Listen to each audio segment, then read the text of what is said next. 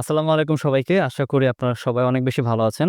আপনাদের দোয়াতে আমি আলহামদুলিল্লাহ ভালো আছি। তো আজকে একটা বিষয় শেয়ার করার জন্য মূলত আজকের এই ভিডিওটা আমি করতেছি। সেটা হচ্ছে যে কথায় আছে যে মানুষের আসলে আ বিপদ একটা গেলে তারপর বিপদ আরো চলে আসে।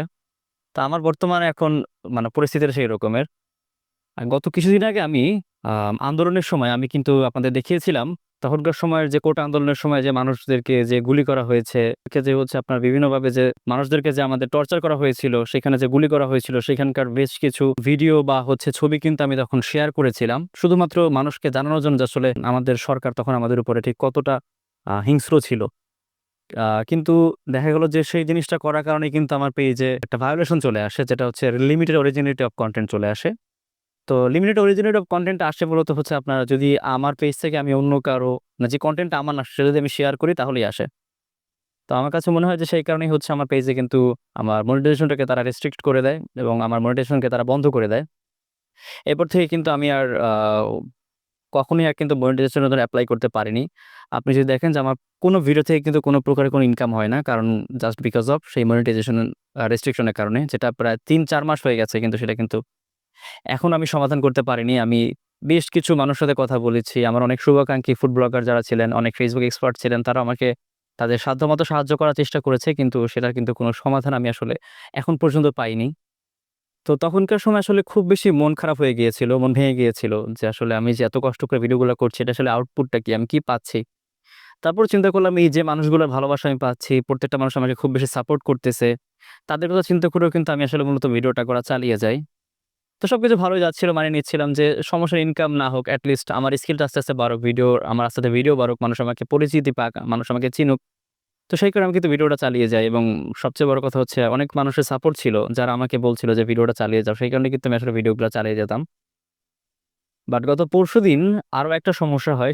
যেটা হয় সেটা হচ্ছে যে আমার পেইজে কিন্তু আরো একটা সমস্যা দেখা দেয়। সেই সমস্যাটা আমি আগের সমস্যাটা আমি ফেস করার ফেস যেহেতু করেছি, মোটামুটি সবকিছু স্বাভাবিক হওয়ার পরেও কিন্তু আরেকটা বিপদ আমার সামনে আসলে এসে হাজির হয়। সেটা হচ্ছে আ আমার কিন্তু বর্তমানে আমার পেইজের যে রিকমেন্ডেশন যে অপশনটা থাকে, রিকমেন্ডেশন অপশনটা মূলত আসলে হচ্ছে যে আপনি যখন কোন ভিডিও করবেন সেই ভিডিওটা তারা হচ্ছে আমার পেইজের যারা লাইক যারা দেয় তারা বাদেও বাকি মানুষদের কাছে সাজেস্ট করে তারা সেই ভিডিওটাকে। কিন্তু তারপরে কিন্তু সেইখান থেকেও আমাকে সাসপেন্ড করে দেওয়া হয়েছে। এর কারণ হিসেবে তারা বেশ কয়েকটা কারণ দেখিয়েছে। আমি অবশ্যই সেটার একটা স্ক্রিনশট কিন্তু আপনাদের মাঝে দিয়ে দেওয়ার চেষ্টা করব। আমার ভিডিওর কোনো একটা জায়গাতে। তো সেখানে কিন্তু তারা হচ্ছে মূলত বলে যে কিছু ভায়োলেশন হয়েছে। বাট আপনারা যদি আমার পেজটা ঘুরে দেখেন আমি কিন্তু সেরকম তাদের কমিউনিটি স্ট্যান্ডার্ড ভায়োলেট করা এরকম কোনো কনটেন্ট কিন্তু আমি আসলে শেয়ার করি না। আমি যে মিউজিক ইউজ করি সেটাও কিন্তু আসলে মূলত তাদের Facebook এ নিজস্ব মিউজিক ইউজ করি যে যাতে কোনো প্রকারের ভায়োলেশন না আসে। তারপরেও কিন্তু আমার আল্টিমেটলি ভায়োলেশনটা চলেই এসেছে। তো ভায়োলেশনটা আসার আ কয়েকটা কারণ থাকতে পারে। তার একটা কারণ হচ্ছে যে হয়তো আমার যে আইডি থেকে হচ্ছে আমার পেজটাকে কানেক্ট করা, হয়তো আমি সেই পেজে হয়তো আরো ৩, ৪, ৫, ৭ বছর আগেও হয়তো এমন কোনো পোস্ট বা ভিডিও করেছি যেটা হয়তো ভায়োলেশন লঙ্ঘন করে। সেই রেস্ট্রিকশনটাও কিন্তু আপনার পেজে চলে আসে। তো আসলে এটা দেখার পরে মনটা আরো ভেঙে যায় যে এমনিতেই হচ্ছে আমার মনিটাইজেশন এর জন্য রেস্ট্রিকশন দেওয়া। তার উপরে যদি এখন আবার আমার ভিডিওগুলোকে রিকমেন্ডও না করে, তার মানে হচ্ছে ঠিক যে আশা নিয়ে আমি ভিডিওটা করতাম যে আমার ভিডিওগুলো মানুষ দেখবে, পছন্দ করবে, এখন কিন্তু সেটাও বন্ধ হয়ে গিয়েছে। এই ভিডিওটা আপনার সামনে যাবে কিনা আমি হয়তো সেটাও জানি না। কারণ এখন আর আমার ভিডিওকে আমার পেজ থেকে Facebook কখনো রিকমেন্ড করবে না কাউকে, যতদিন না পর্যন্ত ভায়োলেশনটা যায়।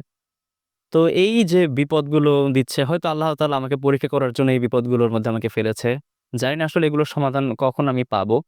আর সবচেয়ে বড় যে সমস্যাটা আমি ফেস করছি সেটা হচ্ছে যে আম Facebook এর যে মেটা নিয়ে যে এক্সপার্ট যারা আছে সেরকম কারো সাথে কিন্তু আমি আসলে সেভাবে যোগাযোগ করতে পারিনি বা যাদের সাথে আমি যোগাযোগ করতে পেরেছি তারা কিন্তু আমাকে এর কোনো সমাধান দিতে পারেনি। তারপরও আমার কাছে একটা অনুরোধ থাকবে, আপনারা যদি কেউ এই বিষয়ে এক্সপার্ট থাকেন অবশ্যই আমাকে একটু সাহায্য করবেন। আজকের ভিডিওটা করা কিন্তু আমার মূলত কারো কাছ থেকে সিম্প্যাথি গেইন করা না। আজকের ভিডিওটা এই কারণেই করা যে যদি আপনাদের কারো এরকম সমস্যাগুলা হয়, আপনারা চেষ্টা করবেন একটু সতর্ক থাকার, কমিউনিটি স্ট্যান্ডার্ড যাতে ভায়োলেট না হয় সেই জিনিসগুলো একটু ফেস করা সেই জিনিসগুলো একটু খেয়াল রাখার চেষ্টা করবেন। আর সবাই আমার জন্য দোয়া করবেন, সাপোর্ট করবেন যাতে এই যে পরীক্ষার মধ্যে আল্লাহ তাআলা আমাকে ফেলেছেন সেটা যেন আমি উত্তীর্ণ হতে পারি, আমি যেন ধৈর্য ধরে রাখতে পারি এবং আমি যেন আমার এই কনটেন্ট ক্রিয়েশন এর যাত্রাটা চালিয়ে যেতে পারি।